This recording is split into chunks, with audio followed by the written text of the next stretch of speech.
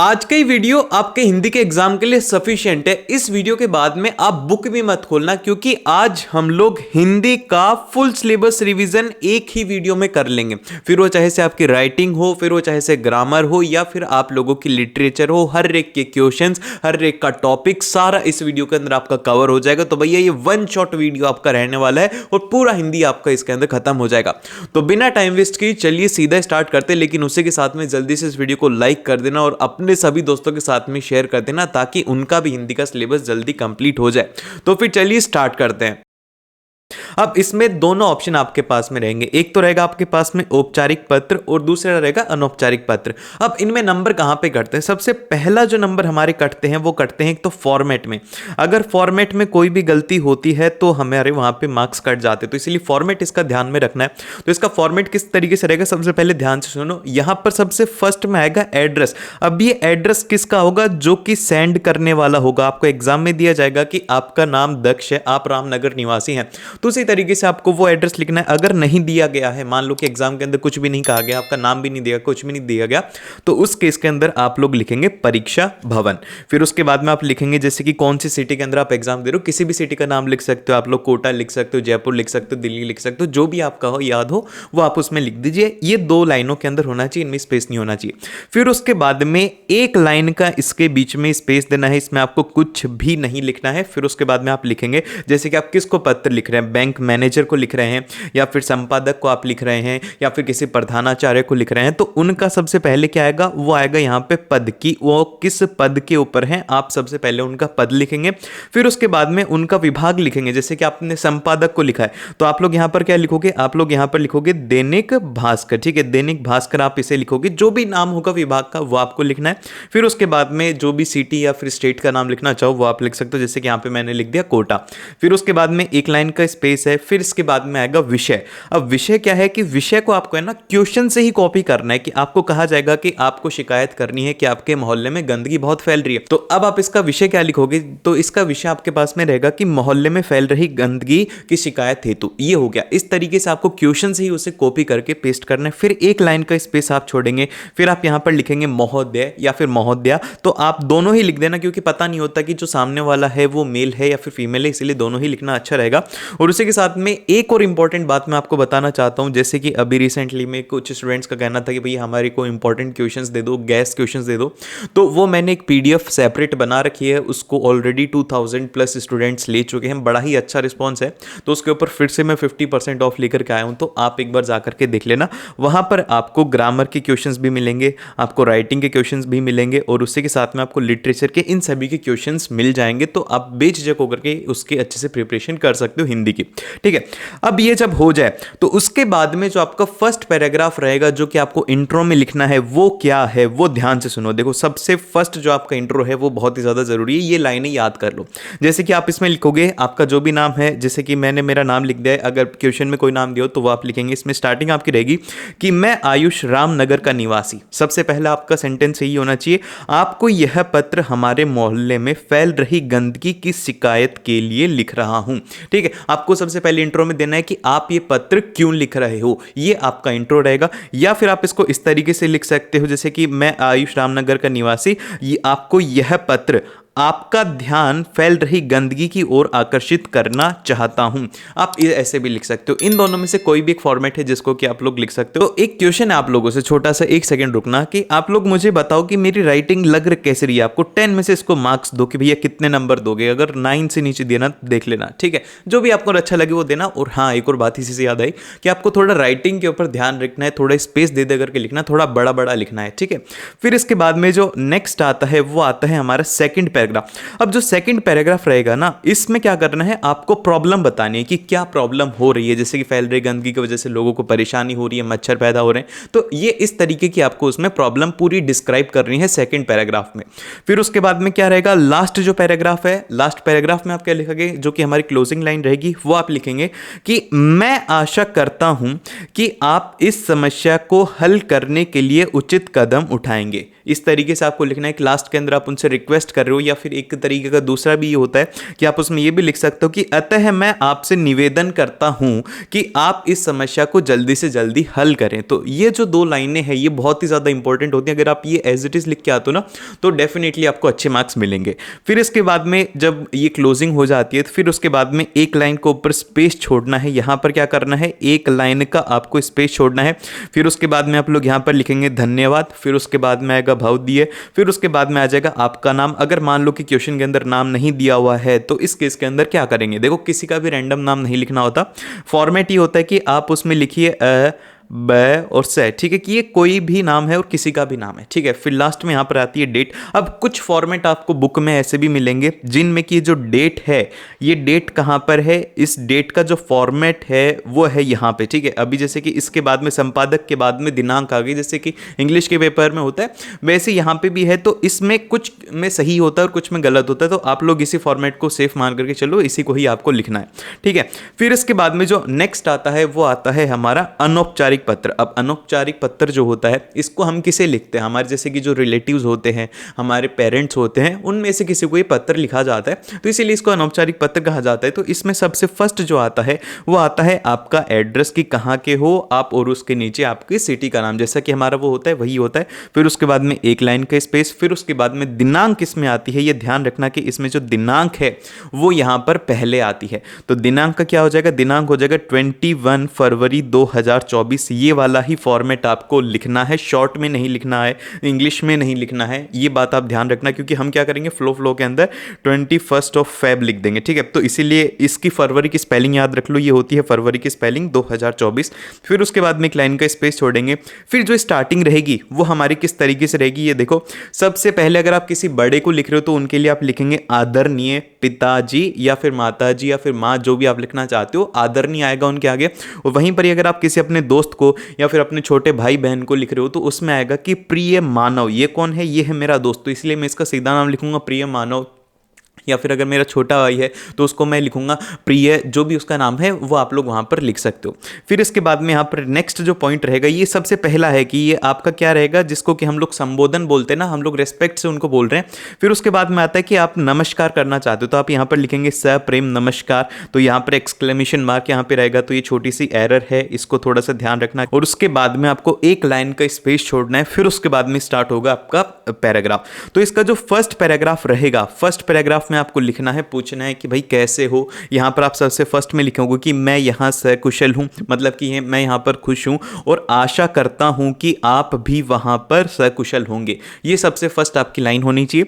फिर उसके बाद में इसका जो सेकंड पैराग्राफ आएगा, उस सेकंड पैराग्राफ में आप लिखोगे कि आपने किस कारण से यह पत्र लिखा है, वो आप पूरा उसके अंदर डिस्क्राइब करोगे, वो आपका काम है। फिर इसके बाद में जो नेक्स्ट है वो आप इसकी क्लोजिंग इस तरीके से करोगे कि आपका आज्ञाकारी बेटा, या फिर उसके अगर अपने छोटे भाई बहन को लिख रहे हो तो उसमें लिखोगे कि तुम्हारा दोस्त, तुम्हारा भाई, फिर उसके बाद में लास्ट में आपका नाम। तो इस तरीके से आपको ये पत्र लिखना। और अगर अभी तक लाइक नहीं किया तो जल्दी से लाइक करो। अब हम लोग एक बार क्वेश्चंस देख लेते हैं। इसमें क्वेश्चन नंबर सेकंड, अभी जो क्वेश्चन नंबर सेकंड है ये है आपका अनौपचारिक पत्र। तो अनौपचारिक पत्र आपसे इस तरीके का है कि आपका नाम दिशा या दक्ष है और आप अपने आसपास में अनेक अशिक्षित प्रौढ़ाओं को देखते हैं और उनको साक्षर बनाने हेतु कुछ प्रयास करते हैं। इस विषय में जानकारी देते हुए अपने मित्र मानव को पत्र लिखिए। आप अपना जो दोस्त है उसका पत्र लिखने का आपको आया। तो ध्यान से देखो इसका फॉर्मेट क्या रहेगा। तो इसका जो फॉर्मेट है वो सबसे फर्स्ट रहेगा कि जो भी सेंडर है एड्रेस की, कौन है उसको सेंड करने वाला, तो सेंडर एड्रेस यहां पर आने वाला है। तो यहां पर सेंडर है दक्ष, तो दक्ष का एड्रेस आ गया। फिर उसके बाद में मुंबई आ गया। आप लोग कोई भी जगह का नाम लिख सकते हो, बस इतना सा आपको एड्रेस लिखना है। फिर उसके बाद में यहां पर आपको एक लाइन का स्पेस देना है। फिर उसके बाद में यहां पर आएगी डेट इस तरीके से रहेगी 28 जुलाई 2023। और एक बात ध्यान रखना कि इसमें जो भी कोमा है आप लोग इनको यूज ना करो। मैं आपको बोलूंगा इसके मार्क्स नहीं करते तो आप कंफ्यूज ना हो, इसलिए आपको इसको यूज ही नहीं करना है। फिर उसके बाद में आपको यहां पर फिर से डेट के बाद में एक लाइन का स्पेस छोड़ना है। फिर उसके बाद में आप यहां पर विषय लिख सकते हो। अब कुछ बुक ऐसी हैं जिनके अंदर की अनौपचारिक पत्र के अंदर विषय आता है और कुछ के अंदर नहीं आता, तो आप लोग सेफ साइड के अंदर रहने के लिए इसे लिख सकते हो और नहीं भी लिख सकते हो। मैं तो आपको रिकमेंड करूंगा कि जो मोस्ट ऑफ द बुक्स हैं उनमें जो लास्ट ईयर तक था उसमें कोई भी विषय नहीं था, लेकिन इस साल बहुत सारी ऐसे बुक है जिनमें विषय है, तो मैं आपको ये करूँगा कि आप इसको ना लिखो तो ही अच्छा है, ठीक है। फिर उसके बाद में हम लोग इसकी स्टार्टिंग किस तरीके से करेंगे, स्टार्टिंग हम लोग करेंगे कि प्रिय मानव, हमारा जो दोस्त है उसको हम लोग इस तरीके से लिखेंगे है। ये देखो, ये जो लेटर है ना, ये टोटली बुक से लिया हुआ है, और जो बुक के लेटर है वो बुकिश लैंग्वेज रहती है। आपसे कभी भी ऐसा लेटर नहीं लिखा जाएगा, तो उम्मीद में मत रखना कि आप ऐसा लिखोगे। आपको सिंपल सा अपनी लैंग्वेज के अंदर लिखना है। मैं आपको बता देता हूँ, सबसे फर्स्ट जो आपकी लाइन रहनी चाहिए, फिर उसके बाद में आपको लिखना है कि जैसे कि अब इसकी स्टार्टिंग तो इस तरीके से कि मैं दक्ष तुम्हारा अच्छा दोस्त हूं, मैं खुश हूं कि तुम एक ऐसे व्यक्ति हो जो समाज को शिक्षित बनाने के लिए प्रयास कर रहे हो। अब ये एक स्टार्टिंग है। फिर उसके बाद में जो नेक्स्ट है हमारी लाइन की, मैंने अभी देखा है कि हमारे आसपास में कई अशिक्षित लोग हैं जो कि शिक्षा से वंचित हैं। अब आप यहाँ पर जो मेन पॉइंट है उसके ऊपर आ रहे हो कि भाई मैं इसलिए बोल रहा हूं क्योंकि यहाँ पर आसपास के अशिक्षित लोग हैं, उनको शिक्षित करने का काम तुम कर रहे हो। तो इस तरीके से आपको करना है। इसमें आपको सिंपल सा अपनी जो प्रॉब्लम है, जिसकी भी आप जैसी जो आपका सब्जेक्ट है उससे रिलेटेड आप इसमें बातें लिखोगे। देन फिर इसके बाद में जब आप ये पूरा लिख लो, तो लास्ट में आपको लिखना है, लास्ट में आप इस तरीके से, इसकी एंडिंग जो है वो इंपॉर्टेंट है। इसमें आप कुछ भी लिखो, इसमें ज्यादा कोई भी मार्क्स नहीं काटते। आप हिंदी का पेपर है, जैसा आप सोचते हो वैसा आप लिख दो, लेकिन इसका फॉर्मेट सही होना चाहिए। तो इसकी जो लास्ट वाली लाइन है उसे ध्यान रखना है। इसकी लाइन जो लास्ट वाली है वो ये है कि मैं आशा करता हूं कि तुम भी साक्षात्कार के कार्य में सहयोग करने को तैयार होंगे। इस मिशन में साथ मिलकर के हमें जितने भी अशिक्षित लोगों को साक्षर बनाए, उनके जीवन में अनमोल परिवर्तन होगा। ये आपने लास्ट में कंक्लूड करा, आप उसे रिक्वेस्ट करो कि भाई तू भी मेरे साथ में जुड़ जा। फिर उसके बाद में लास्ट के अंदर हमारे पास में फॉर्मेट में रहेगा कि धन्यवाद और आशा है कि तुम सकारात्मक जवाब दोगे। आपको पॉजिटिव इसको एंड करना है। फिर उसके बाद में तुम्हारा प्रिय मित्र दक्ष हो गया, ठीक है। इस तरीके से आपको लिखना है। देखो मेरी बात ध्यान से सुनो। अब ये जो क्वेश्चन है इसमें कहा गया है कि आपका नाम दिशा या दक्ष है। आप जैसे कि लड़की हो तो आप दिशा हो, और अगर आप लड़के हो तो आपका नाम दक्ष है। फिर उसके बाद में आपका यहाँ पर क्वेश्चन ये है कि आपकी आयु मतदान योग्य हो गई है और आपने मतदान पहचान पत्र बनवाने के लिए गरुड़ ऐप के द्वारा आवेदन किया था, किंतु काफी समय बाद भी आपका मतदानदाता पहचान पत्र आपको नहीं मिला। अब आपकी प्रॉब्लम यहाँ पर क्या है, ध्यान से सुनो। देखो यहाँ पर प्रॉब्लम ये है कि आपका टाइम बहुत ज़्यादा हो गया है, तो आपको मतदान पहचान पत्र नहीं मिला। तो ये क्या रहेगा, ये रहेगा आपका विषय, ठीक है। ये बात आपको ध्यान रखनी। ये क्या रहेगा, ये रहेगा विषय, जो कि आप लोग यहाँ से कॉपी करोगे और उससे आप लोग पेस्ट करोगे। फिर उसके बाद में आपको यहाँ पर एड्रेस दिया हुआ है, जैसे कि एड्रेस आपको दिया हुआ है मतदाता पहचान पत्र के लिए विवरण में देरी, और ये हाईलाइट भी कर दिया कि आप लोग इसे भी विषय बना सकते हो कि शिकायत करते हुए अपने क्षेत्र के। अब आपको पत्र किसको लिखना है, जो आपका रिसीवर रहेगा, जो रिसीवर का एड्रेस है वो यहां पर रहेगा BLO, ये ब्लॉक लेवल ऑफिसर को आपको पत्र लिखना है। अब इसमें जो एड्रेस है वो आपको गिवन नहीं है कि आपको किसको सेंड करना है, और ना ही यहां पर जो सेंडर है उसका एड्रेस दिया हुआ है। तो अब इस केस के अंदर हम लोग क्या करेंगे, तो इस केस के अंदर सिंपल सा हम लोग ये करने वाले हैं कि जो सेंडर एड्रेस है उसको हम लोग कुछ भी लिखेंगे, और जो रिसीवर एड्रेस है उसका भी हम लोग हमारे मन से लिखेंगे, लेकिन जो एड्रेस है वो ऐसा होना चाहिए। मैं आपको दिखाता हूं। तो अब देखो ये है आपका फॉर्मेट पूरा, ठीक है। इस फॉर्मेट के ऊपर बेस्ड आपको एग्जाम के अंदर लिख के आना है। तो आंसर आपका रहेगा, सबसे फर्स्ट आप लिखेंगे सेवा में, फिर उसके बाद में श्रीमान संजीव कुमार BLO। ये क्या है, ये है BLO, या फिर आप लोग यहां पर लिख सकते थे सिर्फ और सिर्फ श्रीमान BLO। अगर आपको नाम नहीं पता है तो आप ऐसा भी लिख सकते हो, क्योंकि ये क्या है, ये है उनकी पोस्ट, और उसके अंदर आप लोग उनका नेम भी इंक्लूड कर सकते हैं।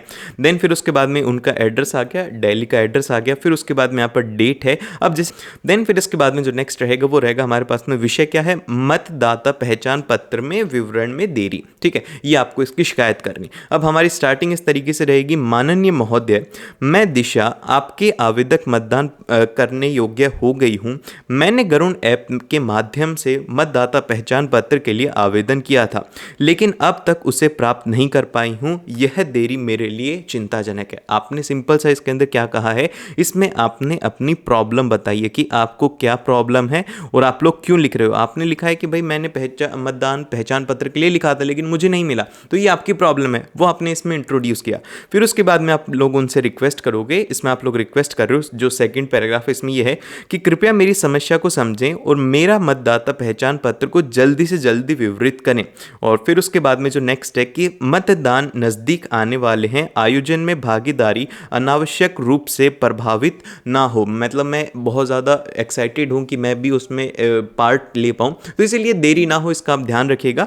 फिर उसके बाद में लास्ट आप लिखेंगे कि मुझे अपना नागरिक कर्तव्य निभाने में आपका सहयोग चाहिए, ठीक है। ये आपने लास्ट में लिखा।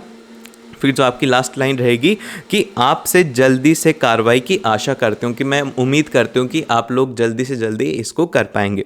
फिर उसके बाद में आप लोग इसमें लिखेंगे धन्यवाद दिशा दिल्ली। ये हो गया, ठीक है। सिंपल एड्रेस है, इसमें एड्रेस में कुछ भी नहीं है, सिंपल सा आप लोग सिटी का नाम लिख सकते हो और इसके अलावा आपको इसमें कुछ भी नहीं लिखना। सो अब इसके बाद में जो है वो है हमारे पास में स्वतंत्र लेखन। अब स्वतंत्र लेखन क्या होता है? बेसिकली ये होता है एक आपका बायोडेटा, जैसे कि हिंदी के अंदर बायोडेटा को कहा जाता है स्वतंत्र लेखन, और इसको ही इंग्लिश के अंदर रेज्यूमे भी कह देते हैं, जो कि कोई भी जगह के ऊपर काम में आ सकता है। जैसे कि आप लोगों को कहीं पर जॉब लेनी है तो उस केस के अंदर ही काम आएगा। तो इसमें आपको क्या क्या इंक्लूड करना है वो बात आप ध्यान से देखो, इसका फॉर्मेट ध्यान से देखो। सबसे फर्स्ट जो रहेगा वो रहेगा आपका नाम, फिर उसके बाद में दूसरे जो 2 नाम रहेंगे इसके बाद में आपके नाम के अलावा वो रहेगा आपके माता का नाम और आपके पिता का नाम। फिर उसके बाद में नेक्स्ट रहेगा आपकी डेट ऑफ बर्थ, ये क्या है? ये है आपकी डेट ऑफ बर्थ। फिर उसके बाद में आपका वर्तमान पता रहेगा, फिर उसके बाद में आपके मोबाइल नंबर रहेंगे, और जो मोबाइल नंबर लिखने का फॉर्मेट है वो आपका होना चाहिए जैसे कि 935XXX, इस तरीके से आपको अपने मोबाइल नंबर लिखने हैं। अगर आप रियल मोबाइल नंबर लिखोगे वहां पर आपके हाफ मार्क्स कट हो जाएंगे। फिर उसके बाद में आपको अपनी इसके बाद में ईमेल लिखनी है। फिर उसके बाद में आप लोग ये आपने सिंपल सा अपना इंट्रोडक्शन देना है, ये सब आपके बारे में डेटा है। लेकिन अब इसके बाद में जो आपके पास में पॉइंट हैं वो अलग रहेंगे। जैसे कि अब इसके बाद में जो पॉइंट है वो है भाषाओं का ज्ञान, कि आपको कौन सी भाषा आती है, आपको इंग्लिश आती है, हिंदी आती है, जो भी भाषाएं आती है वो आप लिखोगे। फिर उसके बाद में आप लोग अपनी राष्ट्रीयता लिखोगे। फिर उसके बाद में आपको वर्क एक्सपीरियंस कितना है ये आप कितना लिखने वाले हो। फिर उसके बाद में आपकी शैक्षणिक योग्यता है, इसके लिए क्या रहेगा? इसके लिए आपको एक प्रॉपर टेबल फॉर्म करनी होगी, एक प्रॉपर आपको इसके अंदर टेबल बनानी होगी जिसके अंदर कि आप लोगों को फिल करना होगा। तो अब ये किस तरीके से रहेगी? ये जो टेबल है इसके अंदर सबसे पहले क्रम संख्या रहेगी, फिर उसके बाद में क्लास रहेगी, फिर उसके बाद में वर्ष रहेगा कि किस वर्ष में आपने उसे पास किया था। देन फिर उसके बाद में बोर्ड हो गया, विश्वविद्यालय हो गया, कहाँ से आपने उसे पास आउट किया था, क्या सब्जेक्ट था, और लास्ट के अंदर आपके कितने परसेंटेज थे।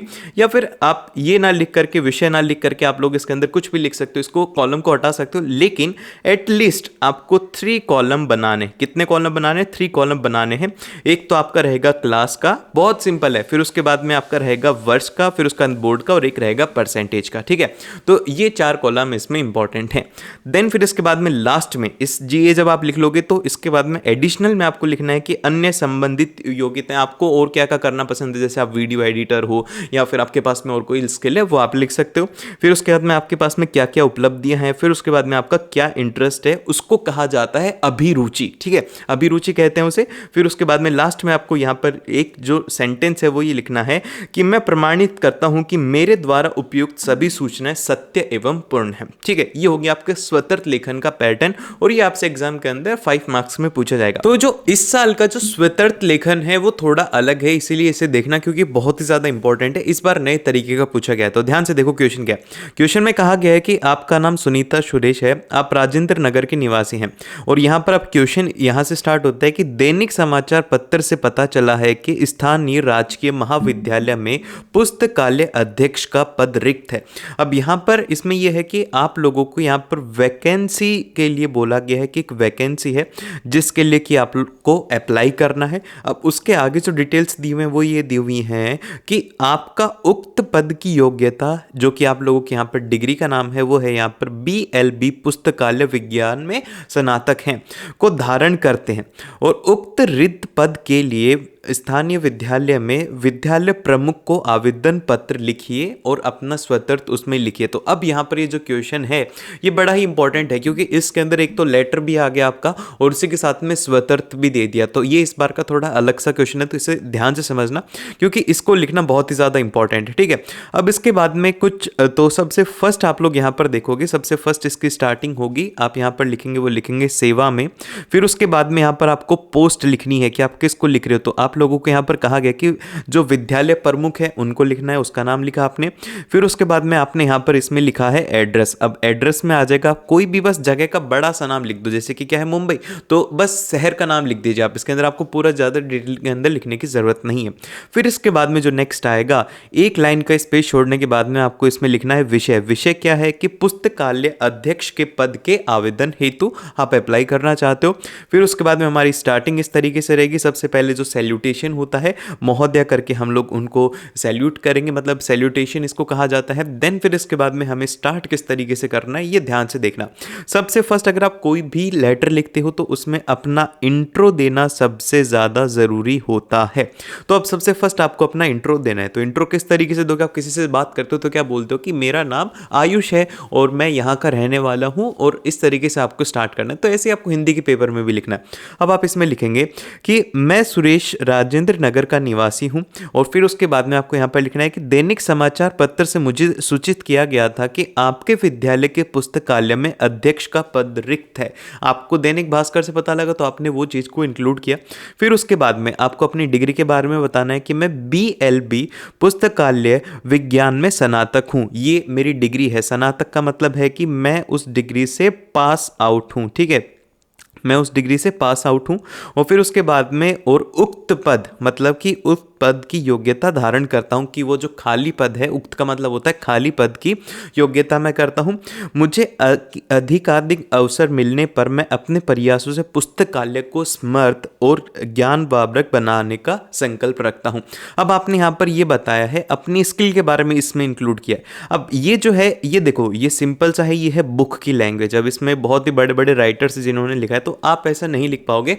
आपको सिंपल से याद रखना, अपना इंट्रो देना है, फिर उसके बाद में आपको बताना है कि आपके पास में कौन सी डिग्री है, फिर उसके बाद में आपको बोलना है कि मैं उस खाली पद के लिए अप्लाई करना चाहता हूं। बस इतना से लिखोगे। फिर उसके बाद में आप सीधा आओगे, आप इसके अंदर लिखोगे कि मेरा स्वतर्थ किस तरीके से रहेगा, आपको ये ध्यान रखना है, क्योंकि आपका इसमें मार्क्स थोड़े अलग किए गए थे कि जो ऊपर वाला फॉर्मेट है इसके लिए आपको मिलेंगे 1 मार्क, और फिर उसके बाद में जो नीचे वाला स्वतर्थ लेखन है इसके लिए आपको मिलेंगे 4 मार्क्स, ठीक है। इस तरीके से आप लोगों का इसमें मार्क्स डिस्ट्रीब्यूशन रहेगा। तो सबसे फर्स्ट हम लोग स्वतर्थ के अंदर क्या लिखेंगे? मैंने कहा था कि आपको 3 नाम लिखने हैं, जिसमें से सबसे पहला नाम किसका होगा? आपका, जो कि सुरेश त्रिपाठी है। फिर उसके बाद में पिताजी का नाम श्री दीपक त्रिपाठी, फिर उसके बाद में माताजी का नाम श्रीमती रंजना त्रिपाठी, फिर उसके बाद में आपकी जन्म तिथि जो कि है 15 जून 1991, फिर उसके बाद में वर्तमान पता जो भी है आपका 28 राजेंद्र नगर मुंबई। फिर उसके बाद में यहाँ पर एक इंपॉर्टेंट बात मैंने लिखी हुई है, वो लिखी हुई है मोबाइल नंबर की, ठीक है। तो मोबाइल नंबर में आपको ध्यान रखना, यहाँ पर एक टोटल मोबाइल नंबर लिखा है वो नहीं लिखना, आपको यहाँ पर लिखना होगा 9682। फिर उसके बाद में इस तरीके से आपको एग्जाम के अंदर लिखना है। अदरवाइज अगर आप अपना कोई रियल नंबर लिखते हो तो वहां पर आपका हाफ मार्क्स काट दिया जाएगा, ठीक है। फिर उसके बाद में आपको ईमेल आईडी लिखनी है। ये 5 से 6 पॉइंट है जो कि आपको पता होना चाहिए। फिर इसके बाद में जो नेक्स्ट है आपका, वो है आपकी शैक्षणिक योग्यताएं, कि आपने क्या क्या पढ़ाई कर रखी है। इसमें आपके कॉलम है, एक तो क्रमांक है, फिर उसके बाद में परीक्षा है, कौन सी संस्था से आपने पास आउट किया था, कौन सा बोर्ड था, कौन से आपके सब्जेक्ट थे, श्रेणी क्या थी, प्राप्तांक क्या थे। तो इसमें से जो इंपॉर्टेंट है वो मैं आपको बता देता हूं, जो कि आपको इंक्लूड करने हैं। एटलीस्ट आप ये मान करके चलना कि आपको 4 कॉलम्स तो बनाने ही बनाने, जो कि मैंने पहले भी बताया था। इसमें आप लोग अपनी परीक्षा का लिख सकते हो, फिर उसके बाद में बोर्ड का आप लिख देना, और उसी के साथ में श्रेणी लिख सकते हो, प्राप्तांक लिख सकते हो, विषय लिख सकते हो। आपको जो अच्छा लगे उसमें से आप एक याद रख लो कि भाई अगर बायोडेटा आएगा तो ये सब चीज़ें लिखनी है। तो इसमें आप लोग ये पूरा डेटा अपने तरफ से इसमें फिल ही कर दोगे, इसमें तो कुछ बताना नहीं है। फिर उसके बाद में जो नेक्स्ट है इसमें, वो है आपकी अन्य संबंधित योग्यताएं, कि आप और क्या क्या कर सकते हो। आप कंप्यूटर में एक डिप्लोमा कर रखा है, आपने 1 वर्षीय डिप्लोमा कर रखा है। हिंदी अंग्रेजी में दक्षता और जर्मन भाषा का आपको आती, जो भी भाषा वगैरह आती है। फिर उसके बाद में आपका इंटरेस्ट किस में, अभिरुचियों का मतलब क्या होता है? अभिरुचियों का मतलब होता है इंटरेस्ट, कि आपको इंटरेस्ट किस चीज़ के अंदर है। तो आप लिखेंगे कि आपको खेल कूद में और एवं योगा के अंदर इंटरेस्ट है, और शिक्षण में ऐतिहासिक एवं पुरातत्व चीज़ों की खोज करने में आपको इंटरेस्ट है। कुछ भी आप लिख सकते हो। जब 2-3 स्वतर्थ देखोगे तो आपको ये पता लग जाएगा। फिर उसके बाद में आपको यहाँ पर उद्घोषणा करनी है। इसका मतलब ये होता है कि आप डिक्लेरेशन दे रहे हो। डिक्लेरेशन में आपको लिखना है कि मैं पुष्टि करता हूँ कि जो भी डेटा है वो सारा का सारा सही है और कंप्लीट है, ठीक है। ये आपको डिक्लेरेशन लास्ट में लिखना होता है। और फिर इसके बाद में नेक्स्ट आता है दिनांक, जो भी है स्थान हो गया, और लास्ट के अंदर आपके हस्ताक्षर रहेंगे। ये होता है एक स्वतर्थ का फॉर्मेट। फिर इसके बाद में हम लोग नेक्स्ट चलते हैं ईमेल लेखन के ऊपर। अब जो ईमेल लेखन है ना, ये नॉर्मल सी जो लेटर राइटिंग है ना वही होती है। इसके अंदर ज़्यादा कोई भी चेंज नहीं है। सिर्फ और सिर्फ किसका चेंज है? वो है आपका फॉर्मेट का। तो आप इसका फॉर्मेट याद रख लोगे तो आपको इसमें कोई भी प्रॉब्लम नहीं होगी। और फिर इसके बाद में इसमें आगे लिखा हुआ है कि अपने क्षेत्र के अनियमित विद्युत आपूर्ति की ओर ध्यान आकर्षित करते हुए राज्य विद्युत आपूर्ति निगम के महानिदेशक। अब आपको लेटर किसको लिखना है, यहाँ पर आपको लिखना है राज्य विद्युत आपूर्ति निगम के महानिदेशक को आपको लिखना है। ये हो गए आपके रिसीवर जो कि रिसीव करेंगे। फिर उसके बाद में 80 शब्दों के अंदर आपको ईमेल लिखनी है, ठीक है। तो आपका जो सब्जेक्ट रहेगा वो रहेगा कि अपने क्षेत्र में अनियमित विद्युत आपूर्ति की ओर, ठीक है, अब की शिकायत आपको करनी है। तो हमारा फॉर्मेट इसमें रहेगा, सबसे पहले आएगा इसमें आएगा फ्रॉम, जिसके अंदर की आपकी ईमेल आईडी रहेगी, जो भी आपका नाम गिवन है उससे करके आप लोग 123@gmail.com कर सकते हो। फिर उसके बाद में 2 के अंदर आएगी जो कि रिसीव करने वाला है उनकी आईडी, फिर CC आएगा, फिर उसके बाद में BCC आएगा, इसमें आपको कुछ नहीं लिखना। फिर इसके बाद में जो नेक्स्ट है वो आएगा आपका विषय। विषय क्या है कि अनियमित विद्युत आपूर्ति की समस्या के संदर्भ में, ठीक है। ये आपको एज इट इज क्वेश्चन से कॉपी करके पेस्ट करना है। सबसे पहले हम लोग इसकी स्टार्टिंग इस तरीके से करेंगे, फॉर्मल सैल्यूटेशन हम लोग उनको देंगे, तो वो रहेगा कि माननीय महानिदेशक जी, और फिर उसके बाद में आप सबसे फर्स्ट अपना इंट्रोडक्शन देंगे कि मैं सुरेश राजेंद्र नगर का निवासी, मुझे खेद है कि पिछले कुछ दिनों के अंदर हमारे क्षेत्र में विद्युत आपूर्ति की स्थिति अव्यवस्थित हो रही है। अनियमित विद्युत सप्लाई के कारण हम काफ़ी परेशानी हो रही है। आप समझ गए, सिंपल सा आपने इंट्रो दिया, फिर उसके बाद में जो फर्स्ट लाइन थी उसी को ही कॉपी करके पेस्ट यहाँ पर किया है। फिर उसके बाद में आपने बोला है कि ये जो अनियमित विद्युत है इस वजह से मुझे परेशानी हो रही है। जैसे कि अगर मान लो सफाई का है तो भी आप उसके अंदर लिख सकते हो कि काफ़ी ज़्यादा गंदगी है जिस वजह से इसके हमें परेशानी हो रही है, तो आप इस तरीके से उसे लिख सकते हो। देन फिर इसके बाद में जो नेक्स्ट आएगा कि बिजली आपूर्ति के संबंध में इसे सुधारें और अव्यवस्था को दूर करने में आपके कार्यक्रम के बारे में जानकर बड़ी खुशी हुई है, और कृपया हमारे क्षेत्र में विद्युत समस्या को जल्द से जल्द सुलझाने के लिए आवश्यक कदम उठाएं। आपने लास्ट के अंदर क्या बोला है, आपने लास्ट में बोला है कि आप ये जो हमारी प्रॉब्लम है ना इसको जल्दी से जल्दी रिजॉल्व करो। तो यहाँ पर एक बात आपको ध्यान रखने की, आप यहाँ पर क्या कर सकते हो, सिर्फ और सिर्फ रिक्वेस्ट कर सकते हो। आपने यहाँ पर लास्ट के अंदर देखो सेंटेंस क्या लिखा हुआ है कि कृपया हमारे क्षेत्र की विद्युत समस्या को जल्द से जल्द सुलझाएं, ठीक है। आप ये ऑर्डर नहीं कर सकते कि भाई जल्दी से जल्दी उसको ठीक करो, आपको सिंपल सा रिक्वेस्ट करना है। फिर उसके बाद में जो लास्ट वाली हमारी क्लोजिंग लाइन रहेगी वो रहेगी कि हमें आपका सकारात्मक प्रतिक्रिया की उम्मीद है। फिर लास्ट में आ जाएगा धन्यवाद आपका सुरेश राजेंद्र नगर, ठीक है। ये रहेगा आपका फॉर्मेट। लास्ट में जो भी सेंडर है उसका एड्रेस आएगा, ठीक है। यहाँ पर बस सेंडर का एड्रेस आने वाला है और किसी का भी एड्रेस नहीं आएगा, ईमेल के अंदर जिसको आप सेंड करने वाले वो है। फिर इसके बाद में जो नेक्स्ट है वो है हमारा विज्ञापन लेखन। अब देखो विज्ञापन लेखन है ना बहुत ही ज्यादा इंपॉर्टेंट है, तो इसे ध्यान से सुनना। सबसे फर्स्ट तो आपको एक काम करना है, वो बनाना है बॉक्स, ठीक है। कोई भी विज्ञापन अगर लिखो तो उसका एक बॉक्स बनाना है। देन फिर उसके बाद में यहाँ पर ये जो लिखा हुआ है ये आएगा आपका टाइटल, मतलब जो भी आपको क्वेश्चन के अंदर गिवन है उसकी एक हेडिंग जो होती है वो आपको एक बॉक्स के अंदर बंद करनी है। फिर उसके बाद में ये जैसे कि यहाँ पर सेल लिखा हुआ है, इधर सेल लिखा हुआ है, तो ये क्या है, ये एक आकर्षक वर्ड है जो कि आप सेल के लिए लिख रहे हो तो सेल आप लिख सकते हो, और अगर कुछ और आप लिखना चाहते हो तो उसके अंदर ऐसा लिखो जो कि कैची हो, जिससे कि जो कस्टमर हैं वो अट्रैक्ट हो। फिर उसके बाद में नेक्स्ट है यहाँ पर उसका नाम आएगा, जो भी शॉप है तो शॉप का नाम आएगा, या फिर आप लोगों जैसे कि कोई भी कार्यक्रम कर रहे हो तो उसका नाम यहाँ पर आएगा, और ऊपर आएंगे टाइटल, ठीक है। फिर उसके बाद में जो नेक्स्ट है यहाँ पर आएंगे फीचर्स, ठीक है। अब फीचर्स के अंदर क्या होगा, अब फीचर के अंदर आप लोगों को जैसे कि ये हम लोग विनायक गारमेंट्स की सेल्स के बारे में कर रहे हैं, तो इसमें कपड़ों की बात है, तो कपड़ों की बातों के अंदर हम लोगों ने ऑफर्स इसके अंदर आप लिख सकते हो। इसमें आपने लिखा है कि एक के साथ एक फ्री है, बहुत ही कम कीमत पर उपलब्ध है। फिर उसके बाद में आप इसमें डेट मेंशन कर दोगे कि कहाँ से लेकर के कहाँ तक है, तो ये 3 पॉइंट आप इसमें एटलीस्ट फीचर्स के अंदर लिखोगे। और फिर उसके बाद में ये जो आपका डायग्राम है या फिर जो भी आप लोग अपनी ड्राइंग बनाओगे उसमें बस सिंपल रिप्रेजेंटेशन दिखनी चाहिए। अगर ये जैसे कि कपड़े हैं तो कपड़ों के अंदर आप ड्रॉ कर दो और उसको सर्कल के अंदर आपको मार्क कर देना है। फिर लास्ट में आपको लिखना है इसमें क्या पता है, और उसी के साथ में आपको संपर्क नंबर इसी तरीके से लिखना है 987XXX करके। फिर इसके बाद में हम लोग एक इसका क्वेश्चन देख लेते हैं। इसका क्वेश्चन ये है कि कहाना डेयरी अपने उत्पादनों की बिक्री बढ़ाने के लिए एक विज्ञापन तैयार करवाना चाहती है, इस संबंध में आप अपने विज्ञापन लेखन कीजिए, ठीक है। आपको विज्ञापन लेखन लिखना है। तो सबसे फर्स्ट देखो, सबसे फर्स्ट जो आप लोगों को यहाँ पर दिख रहे हैं जैसे कि खुल गई खुल गई, अब जैसे कि ये तो क्या है, ये छोटे छोटे की वर्ड्स हैं जो कि आपको ऊपर लगाने होंगे। सेल है तो उसके लिए सेल लिखोगे, दुकान है तो खुल गई खुल गई, फिर उसके बाद आप फ्री भी उसके अंदर लिख सकते हो।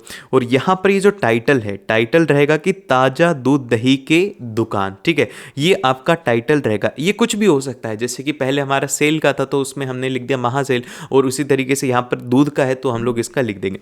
फिर उसके बाद में उस शॉप का नाम आएगा, जैसे कि कान्हा डेयरी है तो सबसे फर्स्ट ये आ जाएगा कान्हा डेयरी, जो कि थोड़ा बड़ा रहेगा। फिर उसके बाद में इस तरीके की शेप के अंदर हम लोगों ने क्या लिखा हुआ है, इसकी शेप के अंदर हमने लिखा हुआ है कि शुद्ध दही, दूध दही मक्खन पनीर लस्सी यहाँ पर मिलते हैं।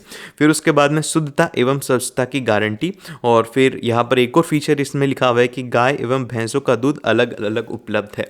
अब यहाँ पर एक गलती है, सबसे फर्स्ट गलती तो ये है कि यहाँ पे पता नहीं लिखा हुआ, ठीक है, एग्जाम के अंदर पता आपको लिखना है। फिर उसके बाद में आपको यहाँ पर मोबाइल नंबर नहीं लिखा हुआ, आपको मोबाइल नंबर लिखना है। और जैसे कि अब ये मिल्क है तो अब मिल्क के अंदर ये तो प्रिंटेड है जिसके अंदर कि छोटे से कान्हा जी को बना रखा है, लेकिन क्या ये हम एग्जाम के अंदर बना सकते नहीं, तो आप सिंपल सा दूध की बॉटल बना देना, 1-2 बॉटल बना देना और उसको सर्कल में मार्क कर देना, ठीक है। इस तरीके से आपको विज्ञापन लेखन कर रहा है। फिर उसके बाद में जो नेक्स्ट आता है वो आता है हमारा संदेश लेखन, मतलब संदेश, जैसे कि कई बार क्या होता है कि हमें हमारे दोस्त को इन्विटेशन भेजना होता है, वो एक संदेश होता है। जैसे कि अगर किसी की डेथ हो जाती है तो वो एक तरीके का समाचार होता है। तो ऐसे जो इन्विटेशन होते हैं उसको कहा जाता है संदेश लेखन। अब एक बार इसका क्वेश्चन देख लेते हैं। तो इसका क्वेश्चन है कि आप वीणा विकास हैं, मतलब वीणा या फिर विकास हैं, और आपकी छोटी बहन ने विद्यालय के वार्षिक परीक्षा में पूरे विद्यालय में प्रथम स्थान प्राप्त किया है, जो कि बहुत अच्छा है क्योंकि जो मोस्ट ऑफ द सिस्टर्स होती हैं वो बहुत ही ज़्यादा अच्छा परफॉर्म करती हैं। मेरी सिस्टर भी बड़ा ही अच्छा परफॉर्म करती है, आप लोगों की भी बहन करती होगी, लेकिन हम जो भाई होते हैं ना उतना ज़्यादा नहीं पढ़ते, इतना ध्यान नहीं देते, ठीक है। समझ रहे होंगे जिनकी भी बहन है, क्योंकि हमें डांट सुनने को मिलती है कि तेरी बहन से सीखो कितना पढ़ती है, ठीक है, ऐसा होता है, लेकिन मुझे नहीं बोला जाता। फिर उसके बाद में उसे बधाई देते हुए 60 शब्दों के अंदर एक संदेश आपको लिखना है, ठीक है। तो अब हम लोग इसका फॉर्मेट देख लेते हैं। तो सबसे पहले आपको फॉर्मेट के अंदर देखना है, सबसे फर्स्ट इसके अंदर आएगी डेट आपको इसमें मेंशन करनी है, दिनांक। देन फिर उसके बाद में यहाँ पर आएगा एड्रेस, जो कि है पुरानी मंडी आगरा, ठीक है। ये एड्रेस आएगा, ये किसका आएगा, ये आएगा सेंडर का, ठीक है, जो भी सेंडर है उसका एड्रेस यहाँ पे आएगा। फिर उसके बाद में आप लोग की छोटी बहन है तो आप उसको लिखोगे प्रिय चुटकी, या फिर आप उसको जो भी बोलना चाहते हो, जैसे कि आप उसका नाम भी लेकर के बोल सकते हो, जैसे कि प्रिय वीणा या फिर प्रिय निधि, जो भी आपका नाम अच्छा लगे वो आप उसे लिख सकते हो। फिर उसके बाद में यहाँ पर इसमें आएगी हेडिंग, जैसे कि बधाई है, बधाई का संदेश देना है कि भाई फर्स्ट रैंक लाई, बहुत अच्छी बात है, कॉन्ग्रेचुलेशंस, तो उसके लिए हम लोग लिखेंगे हार्दिक बधाई। और फिर इसके बाद में इसकी स्टार्टिंग किस तरीके से करनी है, तो इसकी स्टार्टिंग होगी कि तुम्हारी विद्यालय परीक्षा में पूरे विद्यालय में प्रथम स्थान हासिल करने पर गर्व हो रहा है।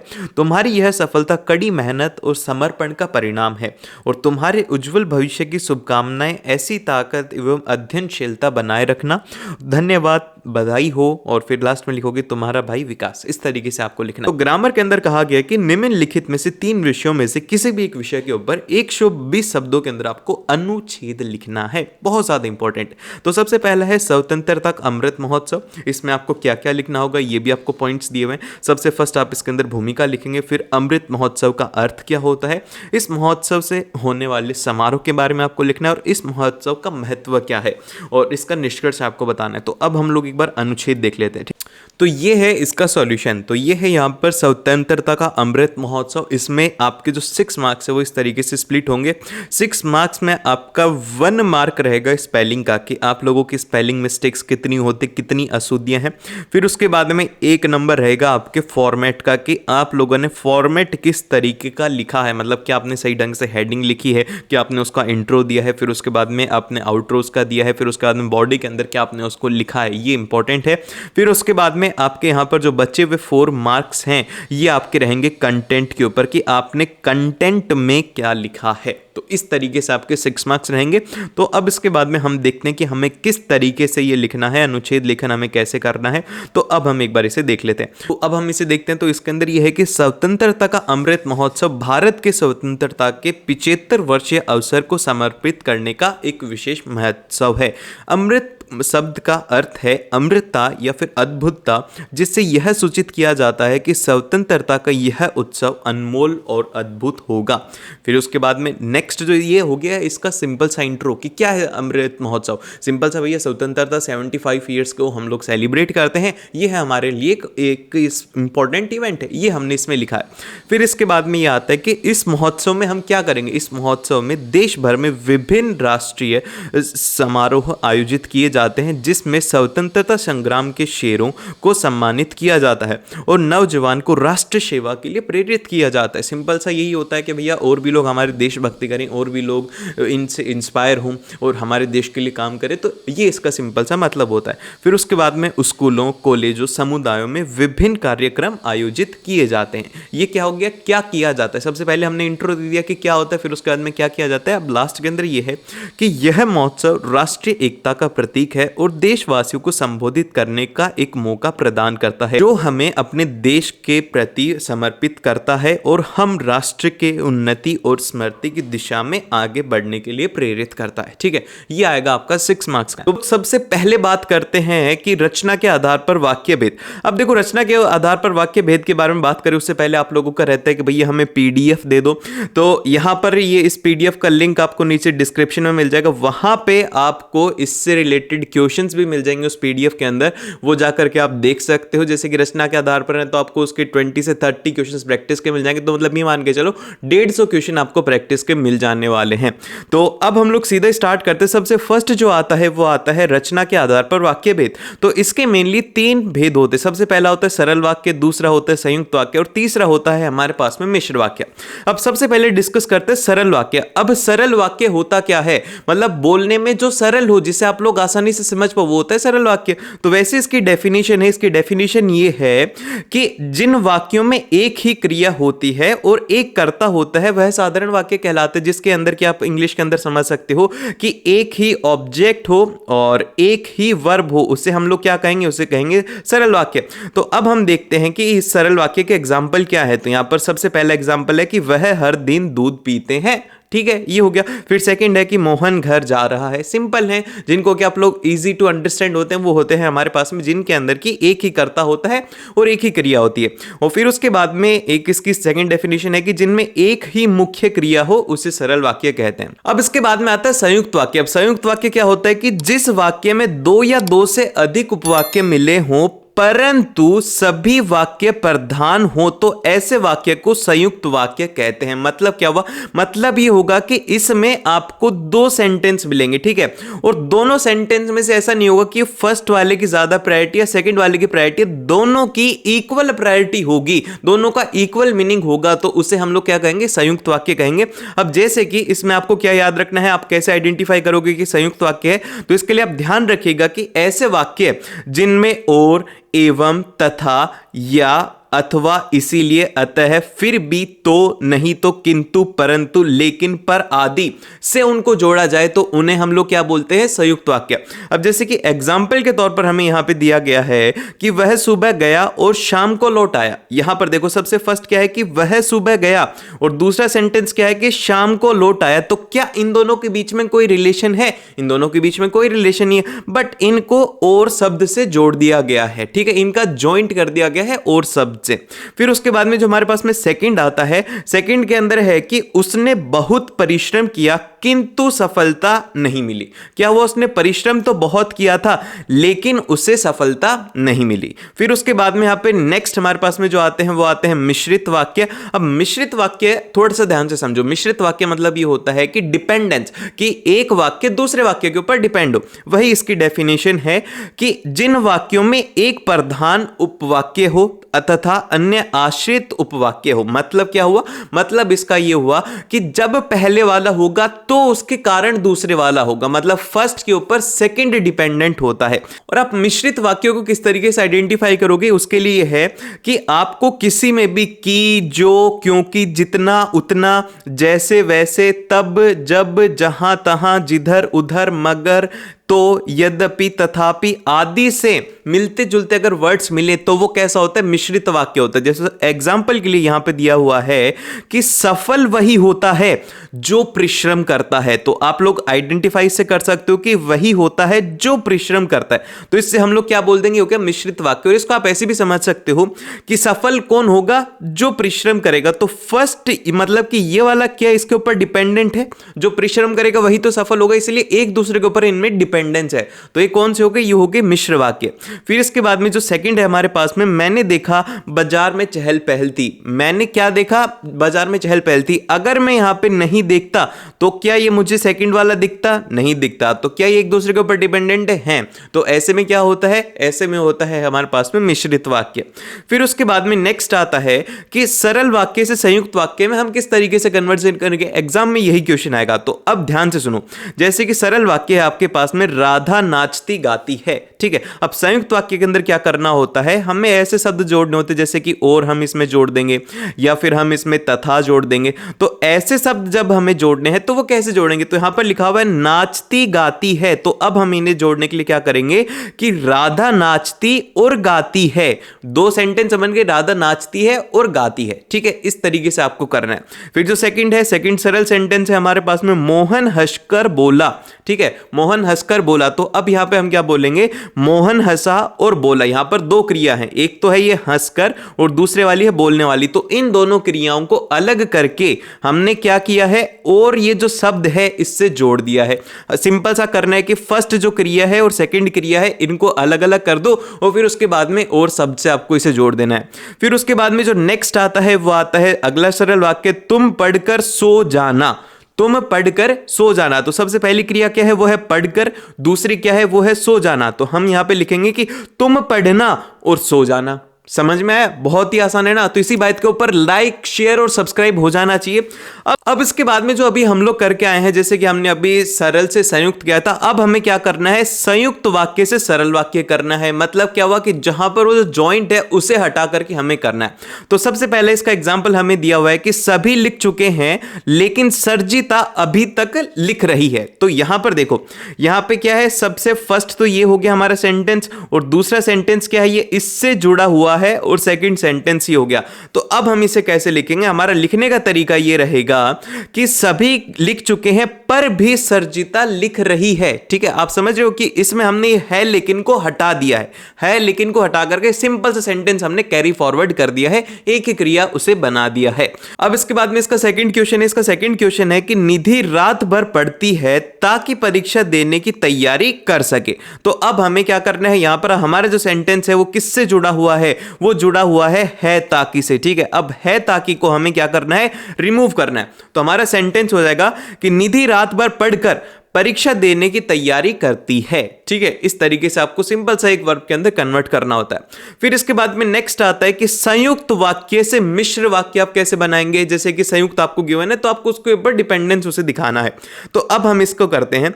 तो इसमें जो सबसे पहला हमारा एग्जाम्पल है वो है संयुक्त वाक्य, सभी लिख चुके हैं लेकिन सर्जिता अभी तक लिख रही है। तो अब हमें क्या करना है, इसे मिश्र वाक्य में कन्वर्ट करना है। तो अब हमारा कन्वर्जन इस तरीके से रहेगा कि हमारा फर्स्ट सेंटेंस है और सेकंड सेंटेंस है। अब ये है लेकिन को हमें किस में कन्वर्ट करना है, वो जो मैंने आपको वर्ड्स बताए थे जैसे कि हो गया, जो हो गया, क्योंकि हो गया, जितना हो गया, इन वर्ड्स को यूज में लेकर के हम उसे करेंगे।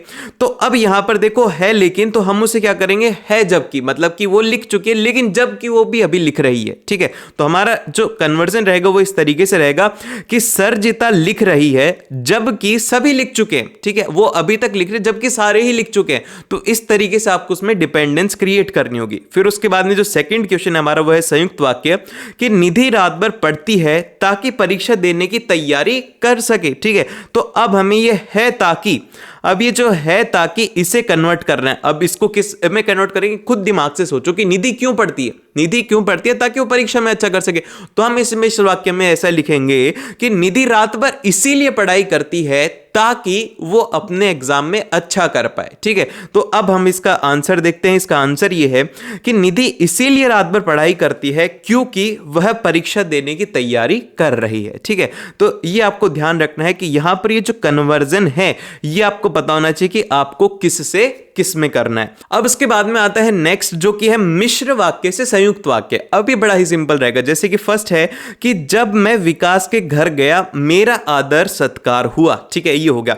तो अब हमें क्या करना है, ये हमें बनाना है संयुक्त में। तो आप सिंपल से इसके अंदर क्या करेंगे कि और शब्द को लगा देंगे बीच में। ठीक है, तो अब आप यहां पर लिखेंगे कि विकास के घर मेरा आदर भी हुआ और सत्कार भी हुआ। ठीक है, दोनों को आपने क्या किया, ये जो और वर्ड है इसके थ्रू आपने उसे जोड़ दिया। अब इसी तरीके से अगले वाला है, इसमें मिश्र दिया गया है कि विशाल ने जो मोबाइल खरीदा है वह नया है। ठीक है, विशाल ने जो मोबाइल खरीदा है वह नया है, तो आप इसे लिख सकते हो कि विशाल ने एक मोबाइल खरीदा है और वह नया है। ठीक है, बस इसमें आपने क्या किया है, और शब्द को बीच में ऐड कर दिया है। समझ रहे हो? अगर समझ रहे हो तो यस कमेंट करो कि हाँ भैया हम समझ रहे हैं और हिंदी के अंदर हम भी अच्छा स्कोर करेंगे। यस, ठीक है। अब इसके बाद में अगला टॉपिक आता है, वो आता है वाच्य के भेद। अब जो वाच्य के भेद है one of the most important topic और बहुत ही आसानी से आप इसे समझ जाओगे। तो सबसे पहले हम लोग बात करते हैं इसके कितने भेद होते हैं। इसके 3 भेद होते हैं। सबसे पहले करतवाच्य, दूसरा कर्मवाच्य और तीसरा है भाववाच्य। तो अब हम एक एक करके इसे देखते हैं। सबसे पहला है यहां पर करतवाच्य। तो करतवाच्य क्या होता है, ध्यान से इसकी डेफिनेशन सुनो। इसकी डेफिनेशन ये होती है कि जब वाक्य की क्रिया के लिंग वचन पुरुष कर्ता के लिंग वचन पुरुष के अनुसार हो तो वहां पर करतवाच्य कहलाता है। मतलब क्या हुआ, ध्यान से सुनो कि यहां पर आपको 2 चीजें इंपॉर्टेंट है। सबसे पहली तो है वो है यहां पर क्रिया। ठीक है, क्रिया हो गया। फिर उसके बाद में दूसरी है यहां पर क्या है, वो है यहां पे कर्ता। ठीक है, हम लोग क्या लिखेंगे यहां पर, ये लिखेंगे कर्ता। अब यहां पर कर्ता और जो क्रिया है ये बहुत ही ज्यादा इंपॉर्टेंट है, आपको आइडेंटिफाई करना होगा। इंग्लिश में आप लोग इसे बोल सकते हो कि यहां पर क्रिया क्या होती है, वो होती है आपकी वर्ब, और कर्ता क्या होता है, वो होता है आपका यहां पर सब्जेक्ट। ठीक है, अब ये दोनों जो चीजें अगर आपने आइडेंटिफाई कर ली तो आप इसे समझ सकते हो। अब इसमें करना क्या है, ध्यान से सुनो। अब जैसे कि एग्जाम्पल यहां पे हमें क्या दिया हुआ है, एग्जाम्पल दिया हुआ है कि रमेश क्या करता है, केला खाता है। तो अब यहां पर रमेश क्या है, रमेश एक बॉय है, जिसको कि हिंदी के अंदर हम लोग क्या बोलेंगे, वो है एक पुल्लिंग।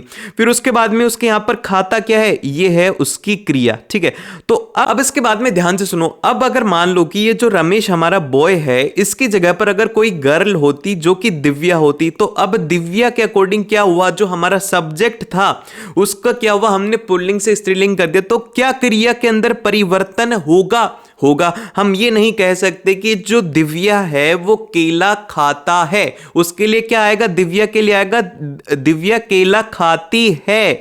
तो यहां पर क्या हो रहा है, जो हमारी क्रिया है वो कर्ता के अनुसार बदल रही है। ऐसे ही आप लोग बोल सकते हो जैसे कि एक वचन में कुछ और है, बहुवचन में कुछ और है, तो ऐसे में हम लोग क्या बोलेंगे, वहां पर है करतवाच्य। फिर उसके बाद में जो नेक्स्ट आता है वो आता है हमारा कर्मवाच्य। इसमें 2 चीजें इंपॉर्टेंट है, आप लोग रिलेशन याद रखोगे, एक तो क्रिया का, ठीक है, अब क्रिया का, और दूसरा जो रिलेशन यहां पर रहेगा वो रहेगा यहां पर कर्म का। अब कर्म क्या होता है, इंग्लिश में हम लोग इसे बोलते हैं, वो बोलते हैं ऑब्जेक्ट। ठीक है, ऑब्जेक्ट का और क्रिया का संबंध होना ही यहां पर कर्मवाच्य होता है। अब इसकी डेफिनेशन इस तरीके से रहती है कि क्रिया के जिस रूप में कर्म प्रधान हो उसे हम लोग कर्मवाच्य कहते हैं। जहां क्रिया का संबंध सीधा कर्म से होता है तथा क्रिया का लिंग तथा वचन कर्म के अनुसार हो उसे हम लोग कर्मवाच्य कहते हैं। तो अब इसके बाद में आप इसको ध्यान से एग्जाम्पल से समझो। तो इसका एग्जाम्पल यहां पर यह है कि मीरा ने दूध पिया। तो अब आप लोग यहां पर ध्यान से समझो कि क्या हो रहा है, यहां पर मीरा है। ठीक है, मीरा क्या है, ये है स्त्रीलिंग है। ठीक है, अब हम लोग क्या बोल देते हैं, ये है स्त्रीलिंग, और यहां पर ये जो क्रिया है ये पिया है, ये कैसी है, ये है पुल्लिंग। तो क्या ये इसके ऊपर डिपेंडेंट है, क्या ये डिपेंडेंट है एक दूसरे के ऊपर, नहीं है। लेकिन ये डिपेंड किसके ऊपर है, ये जो क्रिया है हमारी दूध पिया, ये किसके ऊपर डिपेंड है, ये जो डिपेंडेंट है ये है हमारी दूध के ऊपर। ठीक है, दूध क्या है, दूध के अकॉर्डिंग ही यहां पर ये क्रिया चेंज हो रही है, मतलब कि ये चेंज हो रहा है। तो यहां पर दूध क्या हो गया, ये हो गया कर्म। ठीक है, अब कर्म को अगर आप लोग चेंज करोगे तो यहां पर क्रिया में परिवर्तन होगा, तो उसे हम लोग कहेंगे कर्मवाच्य। अब इसी तरीके से जो हमारे पास में दूसरा है, इसमें लिखा गया है कि मीरा ने पत्र लिखा। मीरा ने क्या किया, पत्र लिखा। तो पत्र क्या है वो है पुल्लिंग, और यहाँ पर लिखा क्या है वो भी है पुल्लिंग। ठीक है, इस तरीके से आप लोग इसे लिख सकते हो। ठीक है, आप बस सिंपल सा उसके अंदर चेंज करके देख लेना। एग्जाम के अंदर करने की ट्रिक यही होती है कि आप उसके अंदर थोड़ा सा मॉडिफिकेशन करके देख लो, जैसे कि मेल है तो उसकी जगह पर फीमेल करके देख लो, एक वचन है तो उसकी जगह पर बहुवचन करके देख लो, तो आपको समझ में आएगा। फिर उसके बाद में जो नेक्स्ट आता है वो आता है भाववाच्य। यहाँ पर भाववाच्य छुप गया है तो मैं लिख देता हूं भाववाच्य। ठीक है, अब आप लोग मेरी राइटिंग को रेट करो 1 आउट ऑफ 10, कमेंट करके बताओ कि आप लोग मेरी राइटिंग को कितने नंबर दोगे। ठीक है, अगर कम नंबर दिए ना तो देख लेना, फिर मैं भी कहूंगा एग्जामिनर से कि इनके भी नंबर काट लो। मेरे को सभी से 10 आउट ऑफ 10 नंबर चाहिए। वीडियो को रोको और कमेंट करके बताओ कि भैया आपकी राइटिंग तो ऐसी है ना, ऐसी है कि बहुत मजा आ गया। झूठी तारीफ करनी है बस। ठीक है, अब इसके बाद में जो नेक्स्ट है हमारे पास में, ध्यान से सुनो। अब यह है भाववाच्य में क्या होता है कि क्रिया के जिस रूप में न तो कर्ता की प्रधानता हो न कर्म की प्रधानता हो, बल्कि क्रिया के भाव प्रधान हो। मतलब कि यहां पर क्या है, ना कर्ता ना कर्म, क्रिया का जो भाव है, क्या भाव है उसके ऊपर डिपेंड रहता है। तो आप लोग यहां पर ध्यान रखना कि इसमें भाववाच्य अगर आइडेंटिफाई करना है तो इसमें क्रिया सदैव पुल्लिंग अन्य पुरुष में एक वचन ही होती है। क्या होता है, भाववाच्य अगर आइडेंटिफाई करना है तो इसमें हमेशा पुल्लिंग होगी और एक वचन ही क्रिया रहने वाली है, और ज्यादातर केसेस के अंदर ये नेगेटिव ही स्टेटमेंट के लिए होता है। अब एक बार इसका उदाहरण देखो। इसका उदाहरण ये है कि मोहन से टहला भी नहीं जाता। यहां पर ये जो क्रिया है ना उसके ऊपर हम लोग जोर डाल रहे हैं। यहां पर क्या इंपॉर्टेंस है, वो है टहलने के ऊपर इंपॉर्टेंस है। तो यहां पर भाव इंपॉर्टेंट है, टहलना जो भाव है, क्रिया का भाव वो इंपॉर्टेंट है कि मोहन से टहला भी नहीं जाता। ठीक है, तो यहां पर एक नेगेटिव इमोशन, जिसमें इमोशन ज्यादा हो, उसे हम लोग क्या बोलेंगे, उसे हम लोग बोलेंगे भाववाच्य। अब इसी तरीके से जो सेकंड है वो है कि मुझसे उठा नहीं जाता, जो कि मोस्ट ऑफ द स्टूडेंट की प्रॉब्लम है कि भैया सुबह के 11 बज रहे, 12 बज रहे और रात को कितना भी पढ़ा लो। ठीक है, ये मेरे साथ भी हो रहा है। आपको पता है मैं अभी वीडियो कितनी बजे रिकॉर्ड कर रहा हूं? ये रिकॉर्ड हो रही है 2:30 AM पे, और ये आप लोगों को सुबह मिल जाएगी 6:15 पे। देख रहे हो कितनी मेहनत करता हूं। फिर उसके बाद में दोपहर में वीडियो, रात को वीडियो, अगले दिन सुबह वीडियो। तो ये है मेहनत। ठीक है, तो इसी तरीके से आपको भी मेहनत करनी है। इसी तरीके से मेहनत करो यार। बोर्ड्स के एग्जाम है, बड़े ही आसान होते हैं, और मेरे साथ में तो बहुत ही ज्यादा आसान होंगे। ठीक है, अब इसके बाद में चलते हैं हम लोग क्वेश्चंस के ऊपर, जहां से कन्वर्जन होता है वो होता है कि करत वाच्य से कर्म वाच्य में परिवर्तन। तो अब देखो हम कुछ क्वेश्चंस देखते हैं। जैसे कि सबसे पहला ये है कि चित्रकार चित्र बनाता है। ठीक है, चित्रकार क्या करता है, चित्र बनाता है। ये है यहां पर करतवाच्य। अब हम लोग इसे कर्म वाच्य में करेंगे तो हम लोग क्या करेंगे, यहां पर ये जो इंपॉर्टेंस है चित्रकार की, हम इसे डाल लेंगे चित्र के ऊपर। तो इसके लिए हम लोग यूज में लेंगे, जैसे कि ध्यान से देखो, वो है कि चित्रकार द्वारा चित्र बनाया गया। ठीक है, यहां पर आप देख रहे हो कि यहां पर हमने कर्म को प्रधानता दे दी। पहले क्या था, वो चित्रकार के ऊपर प्रधान थी, लेकिन अब हमने क्या कर दिया, चित्र के ऊपर प्रधानता दे दी है, बनाया जाता है। ठीक है, इसके ऊपर डिपेंडेंस लिया है। इसी तरीके से जो हमारे पास में नेक्स्ट है वो है कि राधा नृत्य करती है। अब हम इसे लिख देंगे कि राधा द्वारा नृत्य किया जाता है। फिर इसी तरीके से पुलिस ने अपराधी को पकड़ा, पुलिस द्वारा अपराधी को पकड़ा गया। जहां पे आपको ऐसा कन्वर्जन करना हो तो इसमें आप ये ध्यान रखेंगे कि इसमें जो वर्ड द्वारा है इसे आप लोगों को इंक्लूड करना है। द्वारा आप लोग इसमें याद रखोगे। ठीक है, फिर इसके बाद में जो अगला आता है वो आता है करतवाच्य से भाववाच्य में कन्वर्ट करना। ठीक है, यहां पर क्या है कि आपको इमोशंस को दिखाना है, आपके भाव को ज्यादा दिखाना है। तो अब यहां पर जो हमारे पास में सबसे पहला भाव है वो है कि राधा नहीं हंसती। राधा नहीं हंसती, तो अब हमें इसे इमोशनल बनाना है। इसे इमोशनल बनाने के लिए हम लोग क्या करेंगे, इसे हम लोग बोलेंगे कि राधा से हंसा नहीं जाता। क्या, राधा से हंसा नहीं जाता। ठीक है, समझ रहे हो, नेगेटिव इमोशंस को इसमें ज्यादा दिखाया जाता है। जैसे कि मैं पढ़ नहीं सकती, अरे क्या बोल दिया, पढ़ तो हम भी नहीं सकते, तो यहां पर हम इसे बोलेंगे कि मुझसे पढ़ा नहीं जाता। इसी तरीके से अब घूमेंगे, अब घूमा जाए। इसी तरीके से मजदूरों ने ईंट नहीं उठाई, मजदूरों से ईंट नहीं उठाई गई। ठीक है, ये इस तरीके से आपको कन्वर्ट करना, जहां पर आपको भाव को इंपॉर्टेंस देनी है। अब इसके बाद में जो आता है वो आता है पद परिचय। अब देखो पद परिचय जो है ना, ये बड़ा ही सिंपल है, इसमें आपको है ना 5 पॉइंट का ध्यान रखना है। संज्ञा, सर्वनाम, विशेषण, क्रिया और अवयव। मैं आपको हर एक चीज को डिटेल में बताऊं। सबसे पहले अगर हम लोग बात करते हैं संज्ञा की, तो संज्ञा में आपको सबसे पहले बताना होगा संज्ञा के भेद, जो कि होते हैं व्यक्तिवाचक, जातिवाचक और भाववाचक। फिर उसके बाद में उसका लिंग, वचन, कारक, क्रिया और क्रिया का कर्ता से क्या संबंध है या फिर क्रिया का कर्म से, ठीक है, आपको ये संबंध बताना है। फिर उसके बाद में नेक्स्ट आता है हमारे पास में, वो आता है सर्वनाम। सर्वनाम के भेद आपको पता होना चाहिए, पुरुषवाचक, निश्चयवाचक, अनिश्चयवाचक, प्रश्नवाचक, संबंधवाचक और निजवाचक।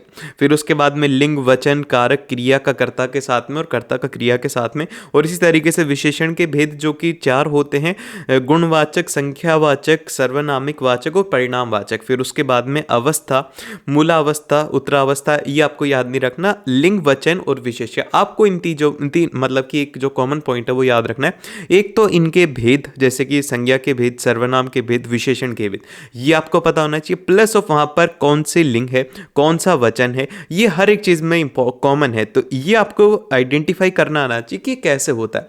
फिर उसके बाद में जो नेक्स्ट है हमारे पास में, वो है जैसे कि क्रिया, क्रिया के भेद, उसका लिंग, वचन, पुरुष। यहां पर जो इंपॉर्टेंट चीज आ रही है वो आ रही है काल और वाच्य, ठीक है। वाच्य आप लोग देख के आ चुके हो, कर्मवाच्य, करतवाच्य, भाववाच्य से। फिर उसी के साथ में क्रिया का में कर्ता कौन है, कर्म कौन है, ये आपको पता होना चाहिए। इसी तरीके से अवयव के अंदर क्रिया विशेषण आपको भेद पता होना चाहिए, उपभेद और क्या क्या विशेषता है, क्या विषय है, ये आपको पता होना चाहिए। तो अब कुछ इंपॉर्टेंट पॉइंट है जो कि आपको हेल्प करेंगे कि आप लोग पद परिचय को आसानी से आइडेंटिफाई कर लो। तो जो सबसे पहला पॉइंट है वो ये है कि अगर शब्द किसी व्यक्ति, वस्तु, प्राणी, पक्षी, भाव, जाति आदि के बारे में बताता है तो वह क्या है, वह है संज्ञा।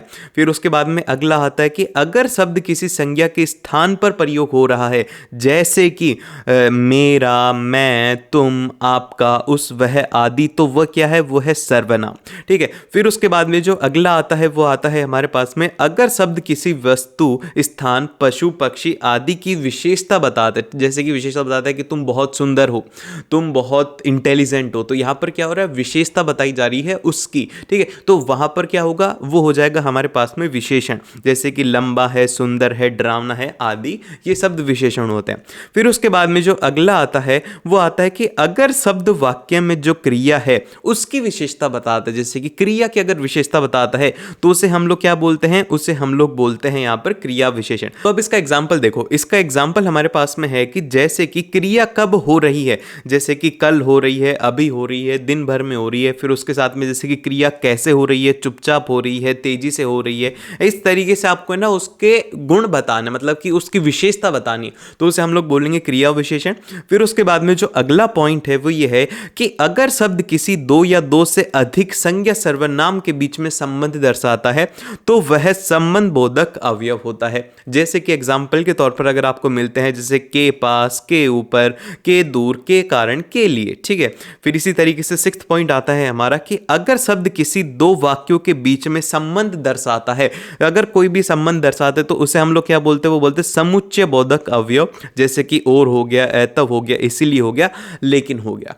फिर 7th पॉइंट जो है वो है हमारा कि अगर शब्द किसी विस्मय, हर्ष, घृणा, दुख, पीड़ा आदि भाव को प्रकट करता है तो वह क्या होता है, वो होता है विस्मय आदि बोधक अवयव होता है। इसमें क्या होते हैं, जैसे कि एकदम से कोई हैप्पीनेस जो होती है ना, उसको बड़ा सा नाम याद रखो, हैप्पीनेस के लिए क्या होगा, वो होगा विस्मय आदि बोधक अवयव। एकदम से बहुत ज्यादा खुशी होना, जैसे कि अरे यार कल तो पेपर, अभी तक तो कुछ नहीं पढ़ा, अरे वाह सब कुछ पढ़ लिया। इसी तरीके से अच्छा आदि, ये शब्द आपको देखने हैं।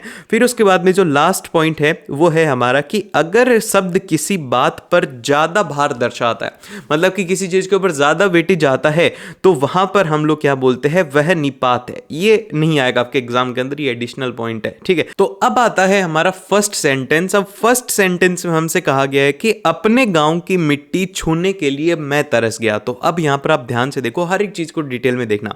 वो ये सबसे पहला तो ये है अपने। अब अपने को थोड़ा ध्यान से सोचो, अपने, तो यहां पर क्या है, ध्यान से पढ़ोगे, अपने गांव की, तो यहां पर जो आ रहा है आपको लग रहा है कि अपने में ना कोई एक विशेषता है। और कैसी विशेषता है, अब ये अपने कैसा है, ये सर्वनाम के जैसा है, तो इसीलिए हम लोग इसे क्या बोलेंगे, ये हो जाएगा हमारे पास में विशेषण है, सर्वनामिक विशेषण है। और कैसा है, एक वचन है, और कैसा है, पुल्लिंग है, और उसी के साथ में इसका विशेष्य क्या है, वो है गांव, गांव की विशेषता बता रहा है।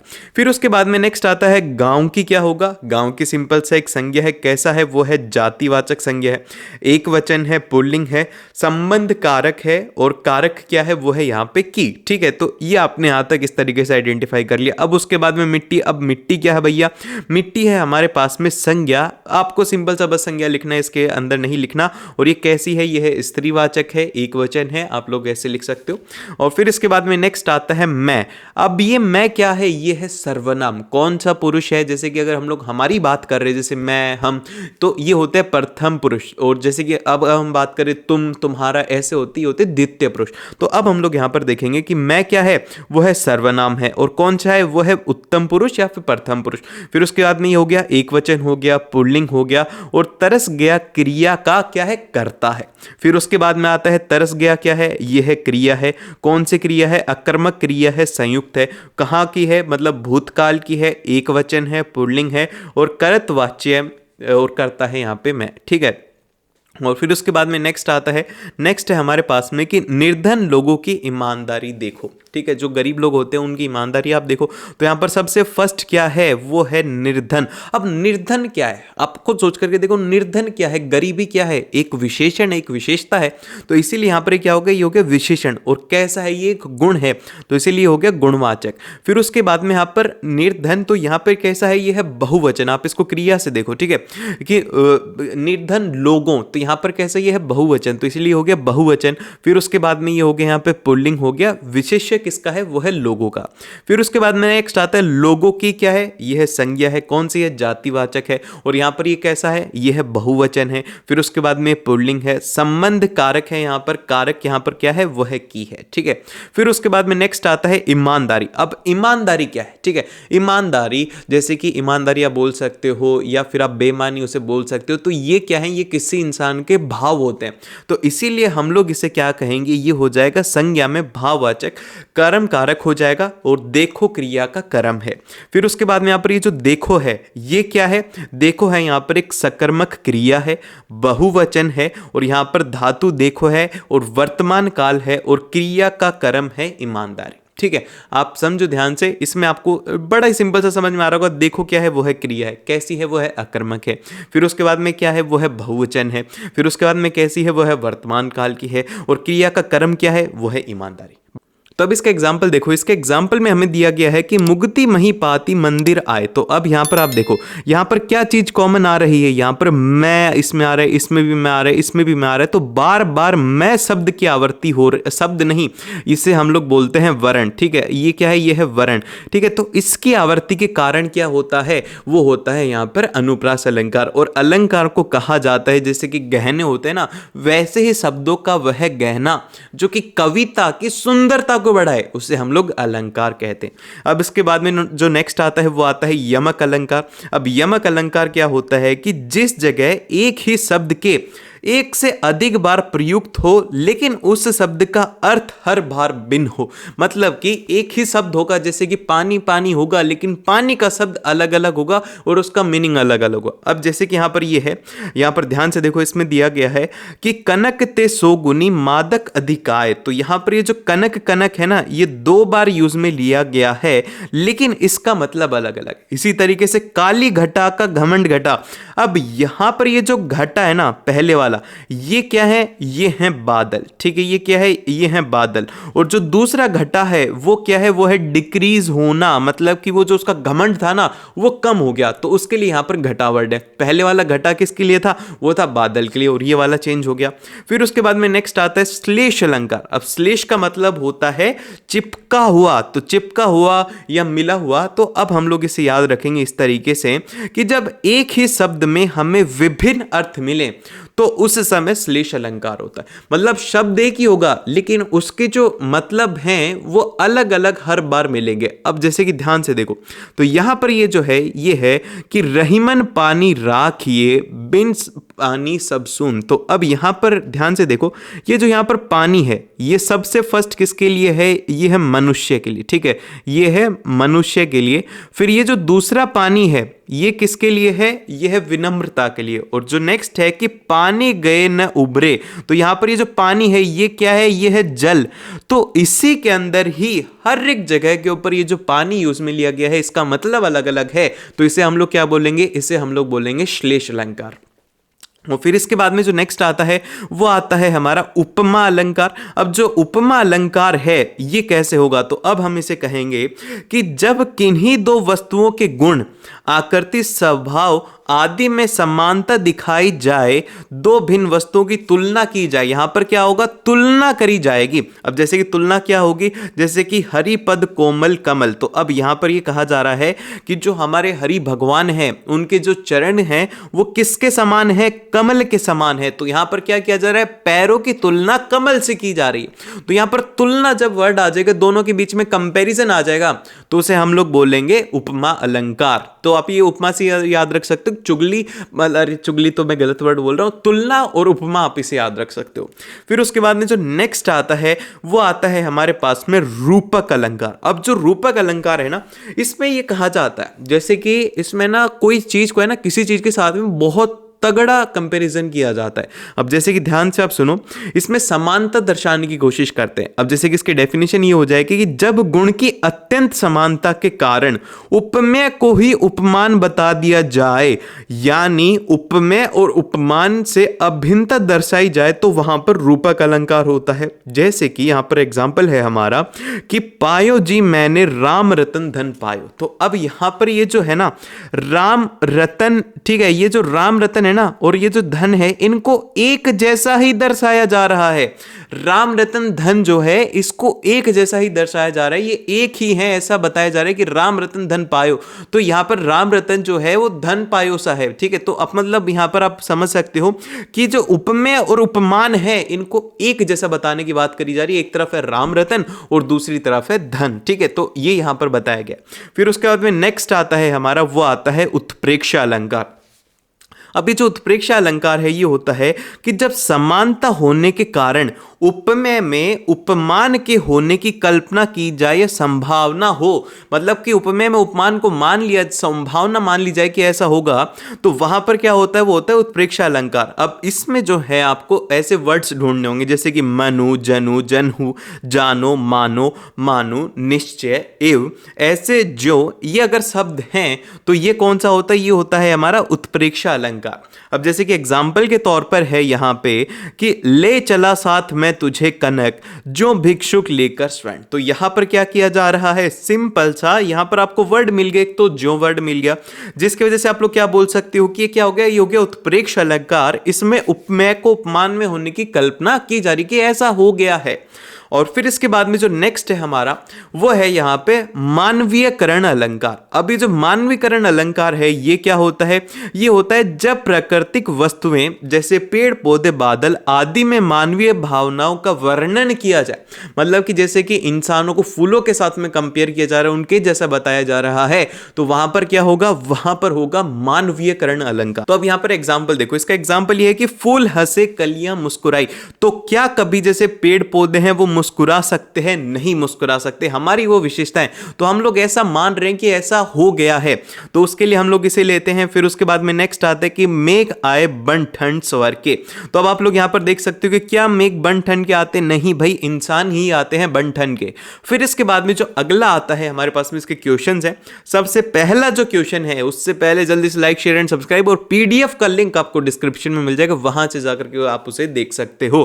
फिर उसके बाद सबसे पहला जो हमारे पास में क्वेश्चन है यहां पर वो ये है कि एक सुंदर सिप का मुख था खुला। तो यहां पर आप देख सकते हो यहां पर से शब्द जब बार बार आ रहा है तो इसी वजह से क्या हो गया, ये हो गया अनुप्रास अलंकार। फिर जो सेकंड आता है हमारे पास में वो है कि कितनी करुणा कितने सन्निधो। तो यहां पर देख सकते हो कि का शब्द मतलब वर्ण फिर से आ रहा है, तो जिस वजह से अनुप्रास अलंकार हो गया। और फिर इसके बाद में आता है इसका थर्ड, जिसमें कहा गया है कि तेरी बरछी ने बैर छीने खेलन के। तो यहां पर ये जो है यहाँ पर कौन सा अलंकार है, ये है हमारा यमक अलंकार, क्योंकि यहाँ पर ये जो शब्द हैं ये एक जैसे हैं और इनका जो मतलब है वो अलग अलग है। फिर उसके बाद में आता है कि 3 बेर खाती थी, 3 बेर खाती थी। तो अब यहाँ पर ये जो बेर है, जैसे कि एक ये बेर है और एक ये बेर है, इनमें अलग अलग अंतर है। जैसे कि 3 बेर ये वाला कौन सा है, ये जो हमारा फ्रूट होता है ना वो वाला बेर है, और ये जो दूसरे वाला बेर है ये क्या है, ये है टाइम का। ठीक है, 3 बेर खाती थी, 3 टाइम खाती थी, मतलब ये होता है बेर का मतलब। अब इसके बाद में जो नेक्स्ट आता है 5th वाला, उसमें कहा गया है कि जान पड़ता है कि नेत्र देख बड़े बड़े, हीरो में गोल नीलम है जड़े। ठीक है, तो आप लोग अब यहां पर ध्यान से देखोगे तो आपको पता लगेगा ये क्या है, ये है उत्प्रेक्षा अलंकार। अब ये क्यों है ये आप लोग कमेंट करके बताओ, और अगर आपने वीडियो को यहां तक देखा है तो द एंड एक बार जरूर से लिखना, और मिलते हैं आप लोग उस नेक्स्ट वीडियो के अंदर। All the very best.